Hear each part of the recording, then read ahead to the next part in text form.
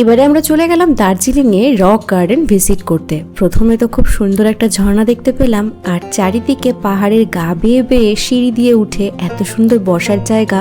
চারিদিকের প্রাকৃতিক সৌন্দর্য দেখে আমরা মন্ত্রমুগ্ধ হয়ে গিয়েছি। আর তারপরে খুব সুন্দর করে একটা লাঞ্চ করলাম। তো পুরো ভ্লগটা দেখতে থাকো, আশা করছি আজকে ভ্লগটা তোমাদের খুব ভালো লাগবে। তো বাচ্চা নিয়ে প্রথমবার মতো ট্রাভেল করছি, আর সত্যি মনের ভিতরে এত ভয় ছিল। পরিবারের সবাই না থাকলে হয়তো ভয়টা আমার কাটতো। তবে বলবো সেই দিনটা কিন্তু আমাদের কাছে ভীষণ লাকি ছিল। আমরা টাইগার হিলে খুব সকালবেলা মানে ভোরবেলাটা যেতে পারিনি, তার কারণ বাচ্চার জন্যে সেখানে একটা বিশাল লম্বা লাইন হয়। সেই জ্যামটা কাটিয়ে আমার 9 মাসের বাচ্চাকে নিয়ে যাওয়া পসিবল ছিল না। কিন্তু আমরা বেলা করে গিয়েও টাইগার হিলে কাঞ্চনজঙ্ঘা দেখতে পেয়েছি। আর এইখানে না ঝর্ণার পাশে উঠে ছবি তুলতে গিয়ে আমার অবস্থা পুরো খারাপ হয়ে গিয়েছিল।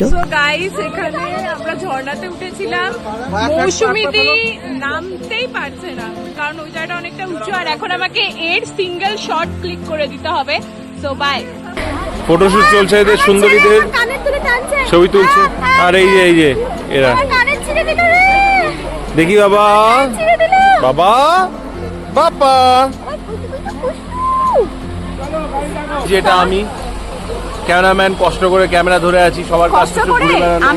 তো আমরা দুপুরে খেতে বসে গেছি একটা রেস্টুরেন্ট, আর বাইরে একটা দারুণ ভিউ আছে। এই যে ভিউটা বাইরে জাস্ট দারুণ। আর এখানে বাচ্চাকে খাইয়ে কোনো মতন আমি বসেছি। থালিটা দেখাই, এখানে চিকেন আছে, চিকেন, এখানে রাইস, পাঁপড়, একটা ছোলার তরকারি আছে, একটা এটা কি বুঝতে পারছি না, ফুলকপি আলু ভাজা, স্যালাড, ডাল, একটা আচার আছে। চলো খাওয়া যাক। এরকম একটা ভিউ এনজয় করতে করতে আমরা খাবার খেলাম। খাবারটা বেশ সুন্দর ছিল। ওই যে এখানে দুজন এখনো খাচ্ছে।